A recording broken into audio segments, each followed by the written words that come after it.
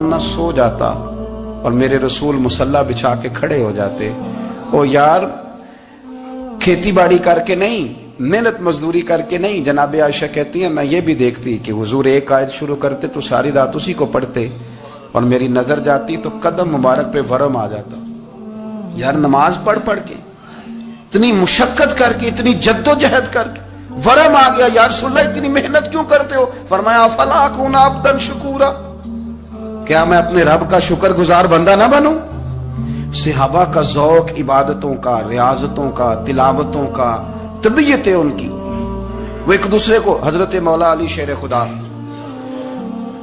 کرم اللہ تعالی وجہہ الکریم کے زمانے میں روم کے بادشاہ نے کہا یار یہ مسلمانوں کا پتہ تو کرو، یہ آخر کیوں اتنے زیادہ مجاہد ہیں. اس زمانے میں جاسوس بھیجنے کا مزاج تھا، اب تو جاسوس پکڑا جاتا ہے، اب تو جاسوس ہے، اور جاسوسی کا شوق ویسے آج بھی ہے. عرض کروں تھوڑی سی بات اس عنوان سے. پتہ کیا ہمارا مسئلہ ہے؟ ہم جہاں جاتے ہیں نا وہاں تھوڑی خوشبو سونگنے کی کوشش کرتے ہیں. وہ کیا ہے تو یہ کیا ہے تو ادھر کیا ہے تو تھوڑا سا ادھر کیا ہے. میرے رسول پاک پڑھیے درود شریف، سارے پڑھیے ذرا زور سے صلی اللہ تعالی. نبی پاک علیہ السلام نے فرمایا جاسوسی نہ کرنا ورنہ تم بندوں کو خراب کر دو، اور فرمایا اس طرح نہ ہو کہ تم کسی کے آپ کھول نہ نکلو تو تمہارے پہلے کھول جائیں. یہ جو ذوق ہے نا یہ ختم کریں، چھوڑیں. مطلب آپ کس چکر میں پڑے ہوئے ہیں؟ اتنی زیادہ توجہ کرنے کی کیا ضرورت ہے؟ کام سے کام رکھیں، اس میں بندہ تھوڑا سا نا آسان رہتا ہے. یہ جو بہت زیادہ ٹٹولنے والے لوگ ہوتے ہیں نا وہ بےچارے پھر عمر ٹٹولتے ہی گزار دیتے ہیں، اس لیے کہ مزاج ہی بہت پکا ہے. بوری کا منہ کھول کے اندر تک ہاتھ ڈالنا تو پھر کئی دفعہ سامنے سے بچھو بھی لڑ جاتا ہے، خرابی ہوتی. تو جاسوسی کی جاتی تھی. اس نے بھی جاسوس بھیجے کیونکہ قبیلوں کے لوگ تھے، کچھ مسلم کچھ کافر، پہچانے نہیں جاتے تھے لوگ. تو کچھ لوگ اس نے بھیجے، انہوں نے آ کے نا تحقیق کی، ریسرچ کری کہ آخر ماجرا کیا ہے. تو واپس جا کے انہوں نے رپورٹ دی نا روم کے بادشاہ کو. اس رپورٹ کا ایک جملہ بڑا شاندار ہے. وہ کہنے لگا بادشاہ ہمیں مسلمانوں کی کوئی سمجھ نہیں آئی، ہمیں کوئی سمجھ نہیں آئی. انہوں نے کہا کیوں نہیں سمجھ آئی؟ کہنے لگے یار عجیب بندے ہیں، جب رات مصلی پہ بیٹھتے ہیں تو یوں لگتا ہے ان کا دنیا سے رشتہ ہی کوئی نہیں، کوئی کسی کو نہیں جانتا. کوئی اپنے دکھ سنا کے رو رہا ہے، کوئی اپنی بات کر کے رو رہا ہے. لگتا ہے کہ ان کا کوئی رشتہ ہے ہی نہیں جب مصلی پہ بیٹھتے ہیں. اور فرمایا جب سویرے یہ جہاد کرنے نکلتے ہیں تو لگتا ہے ان سے زیادہ دلیر ہی کوئی نہیں. حالانکہ جو مسلوں پہ رونے دھونے کے لوگ ہوتے ہیں وہ کئی دفعہ جہاد میں کام نہیں کرتے، لیکن عجیب لوگ ہیں کہ رات کے راہب ہیں، دن کے مجاہد ہیں، کوئی سمجھ نہیں آتی. میرے عزیز ان لوگوں نے مصلی آباد کر کے رکھا، تلاوتیں ان کا ذوق رہی، منظر روز پڑھنا، اسباق پڑھنا، وظائف پڑھنا، یہ ان کا ذوق رہا. اعلیٰ حضرت بریلوی رحمت اللہ نے 1000 کتاب لکھی ہے، لیکن الوظیفۃ الکریمہ کے نام سے جو وہ صبح و شام وظائف پڑھتے تھے وہ الگ انہوں نے ان کو بیان کیا. پابندی کے ساتھ اپنی اللہ اللہ کرتے تھے. شیخ شہاب الدین سہروردی رحمت اللہ علیہ اس پر ایک بندے نے اعتراض کیا. اس نے کہا جی آپ کس قسم کے صوفی ہیں، مرید بیٹھے ہیں اور آپ وہاں نفل پڑھ رہے ہیں؟ یہ بھی بڑا مسئلہ ہوتا ہے نا. جو بندہ ملنے آتا ہے وہ اپنے ٹائم کے حساب سے آتا ہے، اور پھر اس کا یہ بھی خیال ہوتا ہے کہ پیر صاحب جو ہیں وہ چونکہ درویش ہیں تو نہ انہیں روٹی کھانی چاہیے نہ سونا چاہیے، چونکہ وہ درویش ہیں، اور ہم چونکہ درویشوں کے ماننے والے ہیں لہذا ہمارا یہ طریقہ ہونا چاہیے کہ جیسے ہم کہیں درویش ویسے ہی کر جائے. حالانکہ جس کو آپ درویش کہیں گے آپ اس کی مانیں گے، آپ منوائیں گے نہیں، ہمارا مزاج ہوتا ہے. شیخ شہاب الدین پر لوگوں نے اعتراض کی، حضور لوگ ملنے آئے ہیں، زیارت کرنے آئے ہیں، یہ بندے دعا کرانے آئے ہیں، اللہ اللہ کرانے آئے اور آپ نفل پڑھ رہے ہیں. کیا جملہ ہے، کیا حسن ہے، کیا خوبصورتی ہے. فرمانے لگے رب رسول سے مانگنے کے لیے مصلی بچھایا ہے، اگر وہاں سے مانگوں گا نہیں تو تمہیں دوں گا کیا؟ پہلے مجھے کچھ لے تو لینے دو، اگر میرے پلے کچھ ہے ہوگی تو آگے دوں گا نا. تو میں مانگنے گیا تھا کہ یا اللہ دے، تیرے بندے لینے آئے دے، تو میں کچھ لوں گا تو آگے دوں گا نا. لیکن ہمارا یہ سٹیٹس، یہ مزاج، یہ شعور نہیں ہے. گپیں، کہانیاں، داستانیں، گفتگو، خطابت، واز، کیا بات. لیکن اگر کچھ کرنے کا کام ہو تو وہ نیم سے ہوتا ہے. میرے نبی کریم علیہ الصلوۃ والسلام نے مصلی سے دل لگانے کا درس دیا، حضور نے توجہ دلائی. صحابہ اس ذوق کے حامل لوگ تھے، وہ کوشش کرتے تھے. جناب صدیق اکبر رضی اللہ تعالیٰ عنہ کا عبادت کا مزاج ہمیشہ قائم رہا. حضرت عمر فاروق ساری رات اللہ کے حضور کھڑے رہے. حضرت عثمان غنی رضی اللہ تعالیٰ عنہ عشاء کی نماز پڑھ کے 2 رکعتوں کی نیت باندھتے تھے. 15 سپارے پہلی رکعت میں پڑھ دیتے تھے اور 15 سپارے قرآن مجید کے دوسری رکعت میں پڑھ دیتے. آپ نے نا حضرت عمر فاروق کے وصال کے بعد ان کی ایک بیوہ سے نکاح کیا. حضرت عثمان غنی نے نکاح کیا. وہ خاتون آپ کے نکاح میں آئیں تو عرض کرنے لگی امیر المومنین میرے لیے یہ اعزاز تو بہت ہے کہ میں امیر المومنین کی بیوہ تھی تو امیر المومنین کی منکوحہ ہو گئی ہوں، لیکن حضور نہ تو میں جوان ہوں کہ میرے اندر رغبت ہوتی اور نہ میں اب اس قابل ہوں کہ کوئی خدمت کر سکوں، میرے ساتھ نکاح کی وجہ کیا بنی؟ تو عثمان غنی رو پڑے. فرمانے لگے میں نے عمر فاروق کو مسجد میں دیکھا ہے، عدل کرتے دیکھا ہے، انصاف کرتے دیکھا ہے، امت کی خیر خواہی کرتے دیکھا. تمہارے ساتھ نکاح اس لیے کیا ہے کہ تم مجھے یہ بتاؤ کہ عمر فاروق گھر کے اندر اپنے رب کو کیسے راضی کرتے تھے، گھر کے اندر کیسے راضی کرتے تھے، وہ طریقے بتلاؤ، تم بتاتی جانا اور میں بھی اسی طرح گھر میں عبادت کروں. میرے رسول کریم علیہ الصلوۃ والسلام نے ارشاد فرمایا، حضور فرمانے لگے جس گھر میں اللہ کا ذکر ہوتا ہے وہ گھر زندوں کا ہے، اور جس گھر میں رب کریم کا ذکر نہیں ہوتا وہ گھر زندوں کا نہیں ہے. گھر نا ہم نا کتابوں میں پڑھتے ہیں کہ ایک بزرگ کہتے ہیں، حضرت فضیل بن عیاض کہتے ہیں کہ میں ایک گلی سے گزر رہا تھا تو گھر کے اندر کسی قاری صاحب نے قرآن کی آیت پڑھ دی ولی من خاف مقام ربہ جنتان. میں تے میرے کانوں سے ٹکرائی تو اللہ نے میری کایا ہی پلٹ دی، میں توبہ کر گیا. اب گھر کے اندر سے آواز آئے تو صحیح نہ تلاوت کی، پر اندر سے آواز آتی نہیں، یا ڈیک بجنے کی آواز آتی ہے، یا ٹی وی چلنے کی آواز آتی ہے، یا دھوم مچانے کی آواز آتی ہے. عبادت کا وہ جو خاص شوق تھا، وہ جو حسن تھا، وہ جو توانائی تھی، وہ جو بات تھی. ایک جگہ پہ ہم بیٹھے تھے تو وہاں ایک صاحب آئے اور انہوں نے آتے ہی کہا کہ مہربانی کریں ذرا مجھے مصلی دے دیں، میرے نہ کچھ نفل رہ گئے. تو میں نے وضو کر لیا تو کوئی مصلی مل جائے.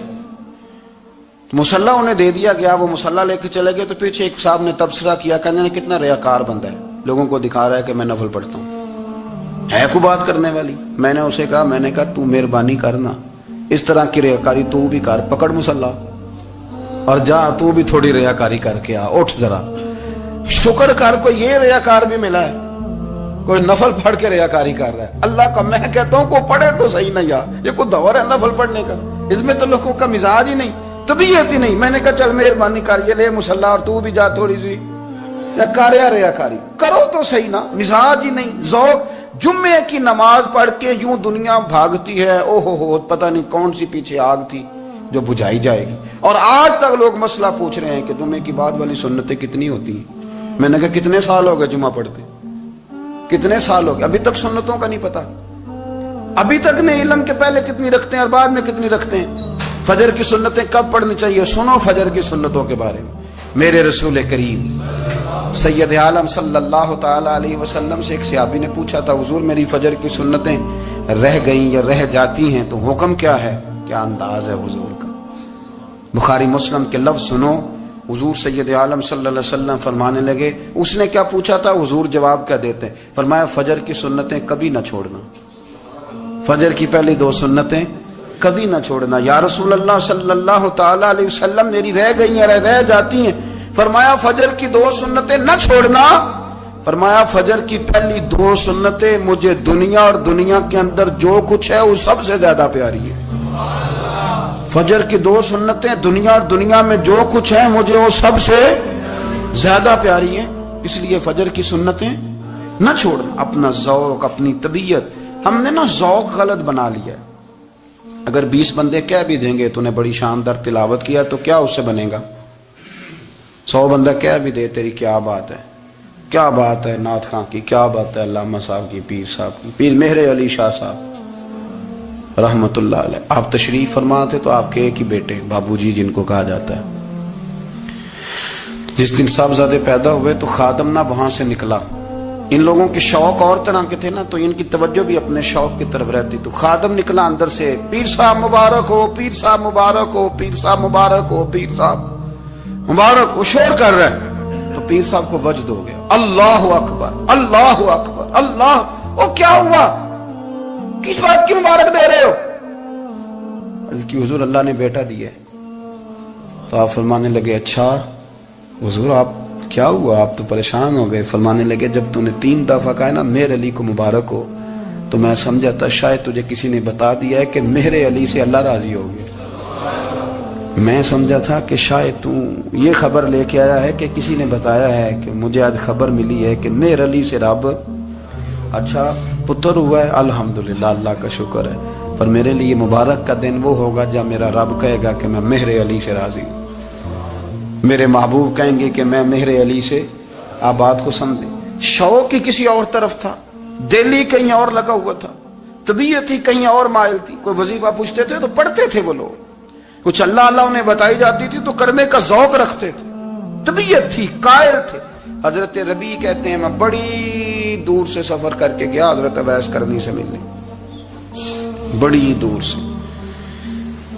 और जब मैं पहुंचा तो फजर का वक़्त था, तो हजरत वैसे करनी को मैंने पा लिया। तो वो नमाज पढ़ के ना कुरान शरीफ लेके बैठ गए। फरमाते इशराक चाश्त का वक़्त हुआ तो नफलों की नीयत बांध ली।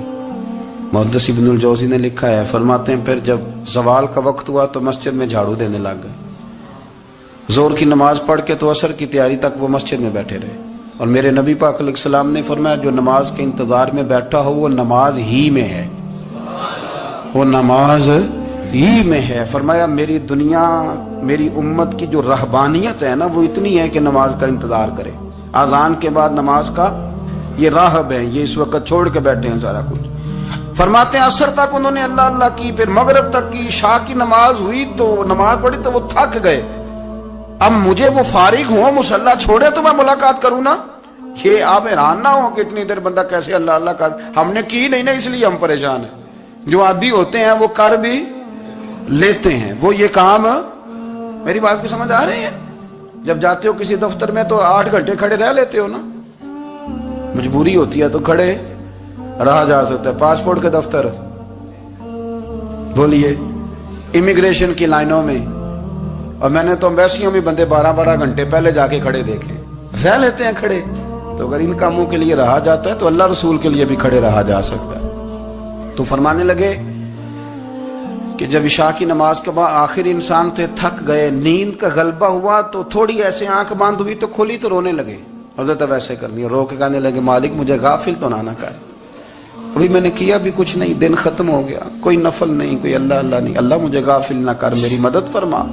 फरमाते हैं जब वो रोए तो मेरे साथ जो शख्स था मैंने कहा उठो चलें। कहने लगा हुजूर मिलना नहीं, फरमाया जो मैं लेने आया था वो मुझे मिल गया, जो मैं इनसे सीखने आया था वो मुझे नसीब हो गया, अब और मैंने क्या लेना, खत्म हो गई बात, उठो चलें।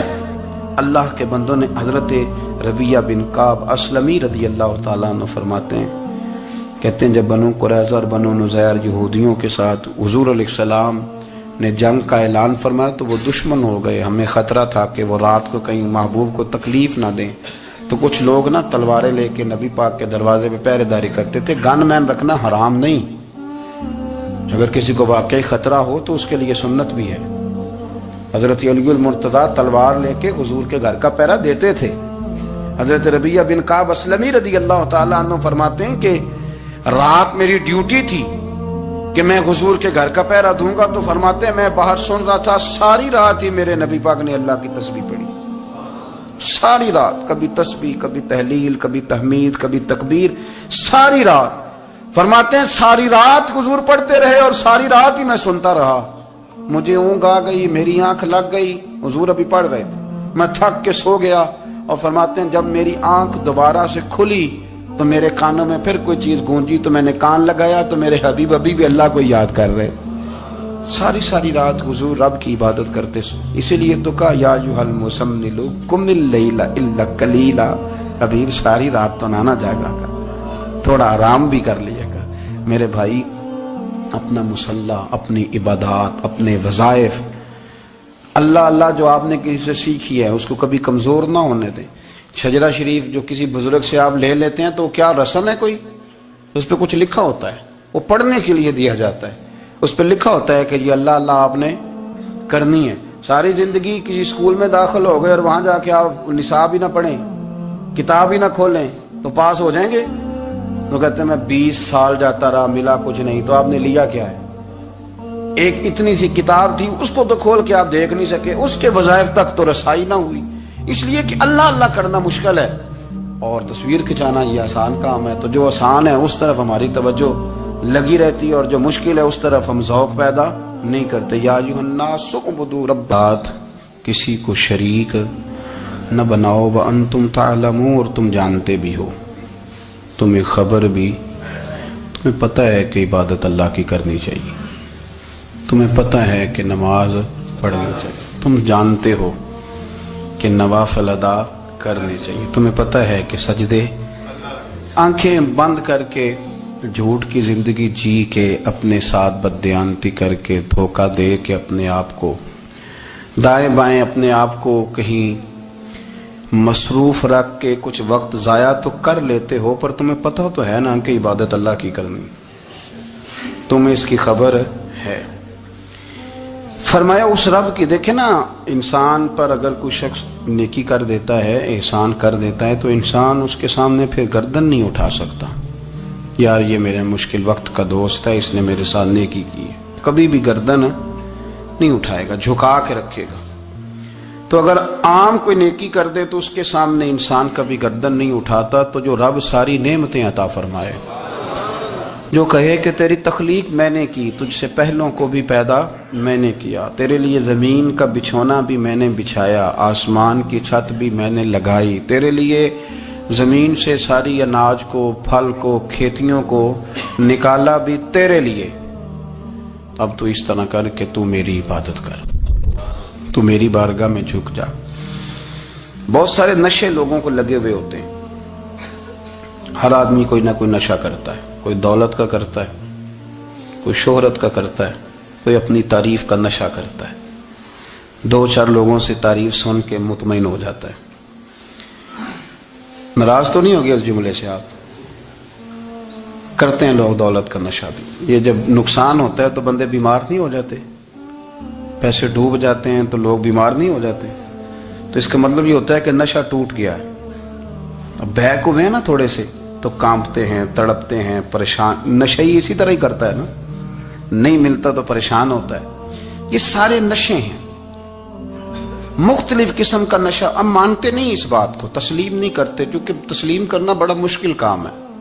اس کے لیے تو بڑی ساری چیزیں جو ہیں وہ دبوچ کے اور بڑی سارے رستے پھلانگ کے آنا پڑتا ہے, تو بڑا مشکل ہے ماننا, ورنہ کرتے ہیں ہم. ہمارا مزاج ہے. یہ گھومنے پھرنے کا, دنیا دیکھنے کا بھی ایک نشہ ہے, یہ بہت ساری باتیں کرنے کا بھی ایک نشہ ہے, گپ شپ کا بھی ایک نشہ ہے. 2-4 لوگوں کی جب تک پگڑیاں نہ کھول لیں, بعض لوگوں کو نیند نہیں آتی. یہ غیبت کا, چغلی کا, بددیانتی کا, یہ بھی ایک نشہ ہے. اس پر ملا رومی رحمت اللہ نے بڑا کلام لکھا ہے. وہ کہتے ہیں مانگ کے کھانے کا بھی نشہ ہے, مانگ کے کھانے کا بھی نشہ ہے. وہ کہتے ہیں کہ ایک بھیک مانگنے والی خاتون تھی, تو بادشاہ کے پاس بھیک مانگنے آئی, تو بادشاہ کو پسند آ گئی, اس نے شادی کر لی. اب اس کو عادت تھی بھیک مانگ کے کھانے کی, تو وہ کنیزوں سے کہا کرتی تھی کہ فٹافٹ نہ روٹی لے کے آیا کرو, میں 2-3 دفعہ مانگوں تو پھر لایا کرو, کیونکہ ایک نشہ ہے نا, تو میں مانگوں 2-4 دفعہ تو پھر. تو انسان بہت سارے نشے کرتا ہے, یہ مانتا نہیں. یہ موبائل, یہ فیس بک, یہ سارے نشے ہی ہیں. اپنی فوٹو لگا لینا, سارا دن اسی کو دیکھتے رہنا. اور بڑے بڑے سیانے بندے جو وزادار ہیں, بڑے وزادار لوگ ہیں, لیکن وہ بھی سنجیدگی کے قائل نہیں, اس طرح کے نشوں کا شکار ہیں.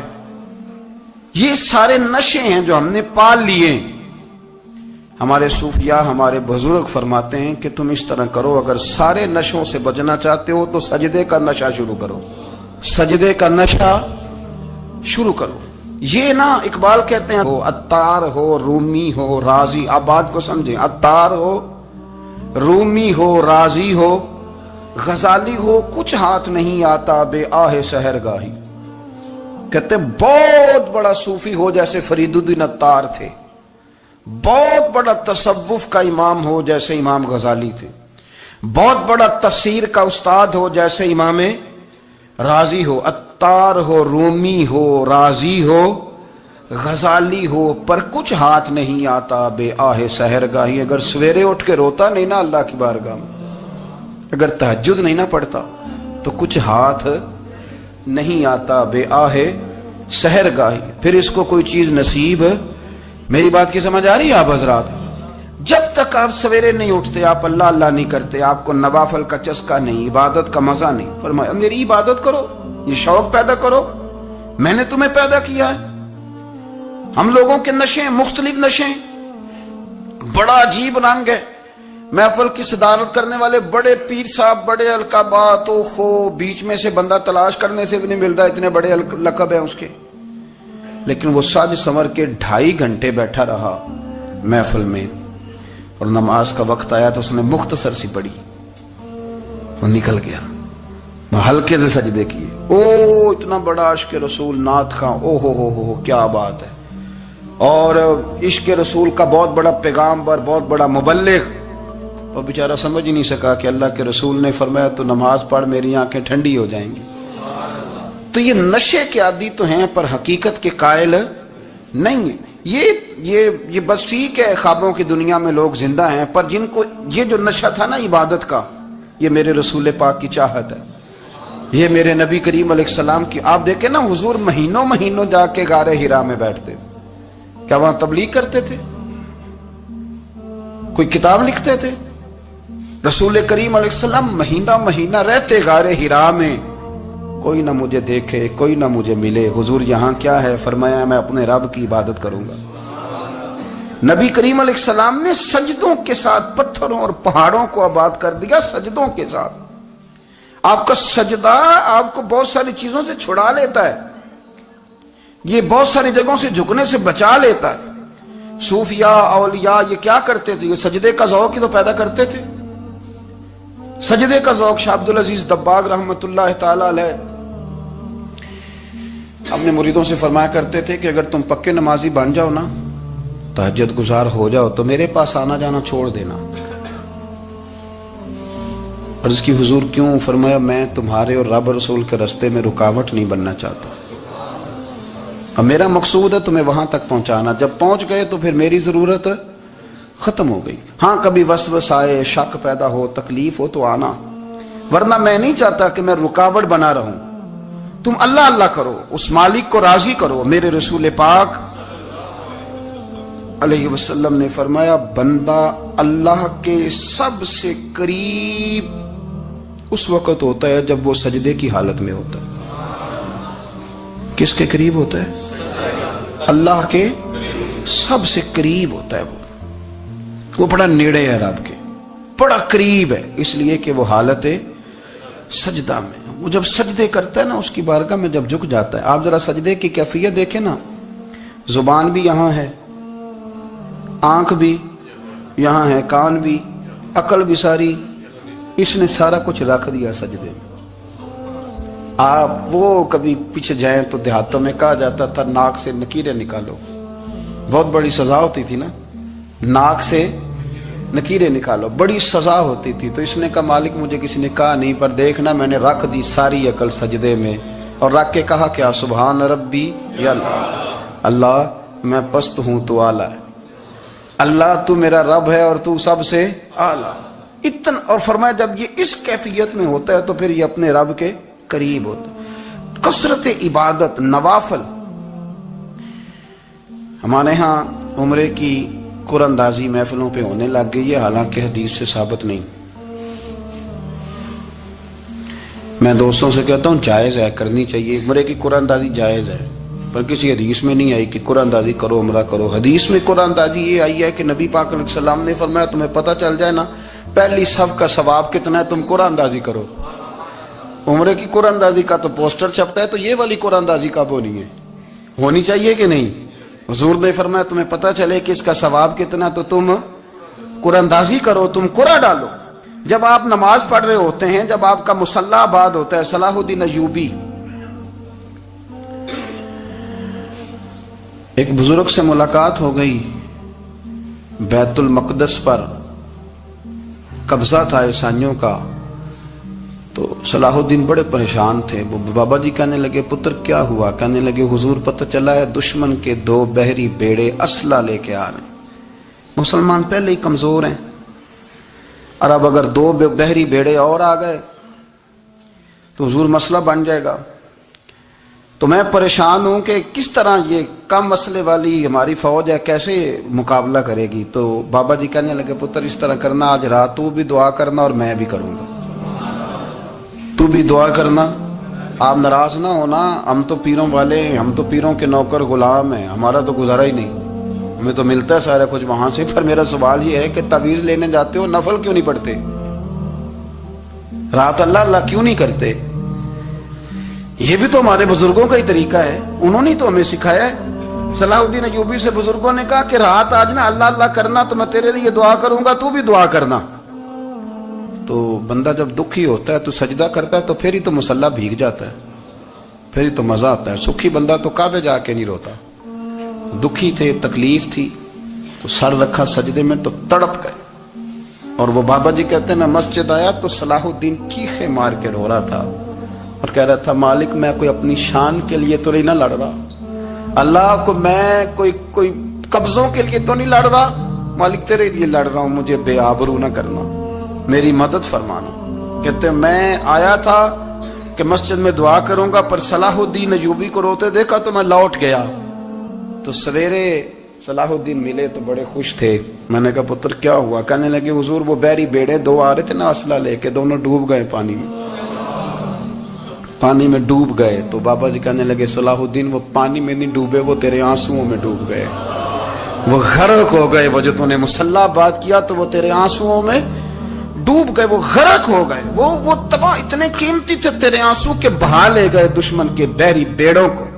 میرے بھائی ٹھیک ہو گیا جی، میرے عزیز سمجھ لیں اس بات کو ہمیشہ کے لیے اور اس پر غور کر لیں اچھے طریقے سے کہ میرے رسول کریم سید عالم صلی اللہ علیہ وسلم نے نا ہماری توجہ دلائی، حضور نے ہمیں بتلایا، ہمارا ذوق بڑھایا عبادت کی طرف.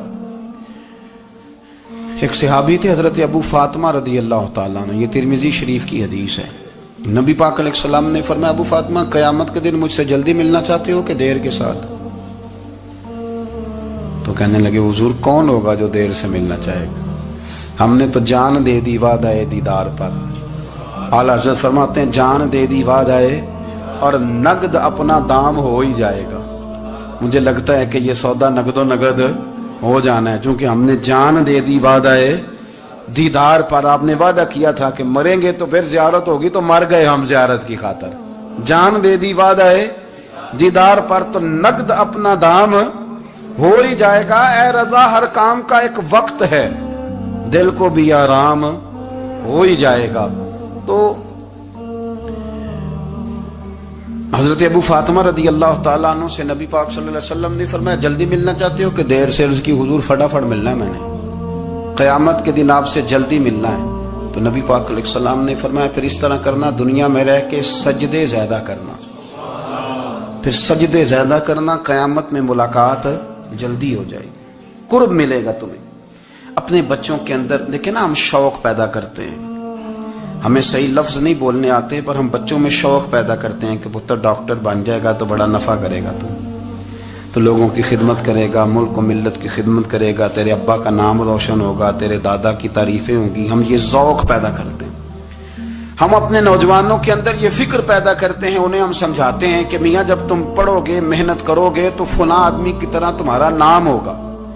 یہ جتنا ذوق ہم بچوں کے اندر ان چیزوں کا پیدا کرتے، ہمیں حکم ہے کسی طرح ہم ذوق پیدا کریں کہ پتر نماز پڑھے گا تو اللہ راضی ہو جائے گا، تو سجدہ کرے گا. دیکھیں نا میرے رسول کریم علیہ السلام نے فرمایا 7 سال کے بچے کو مسجد لے کے جاؤ، یعنی اسے شوق دلاؤ، اس کے اندر یہ خاصیت پیدا کرو کہ اس کا دل کرے مسجد میں جانے کا، اس کے اندر یہ خصوصیات لاؤ کہ وہ ہمارے ہاں نا ہر چیز کو پروموٹ کیا جا رہا ہے، ہر چیز کو یعنی سر سنگیت سکھانے کے لیے اکیڈمیاں بن گئی ہیں، ہر شے پروموٹ ہو رہی ہے.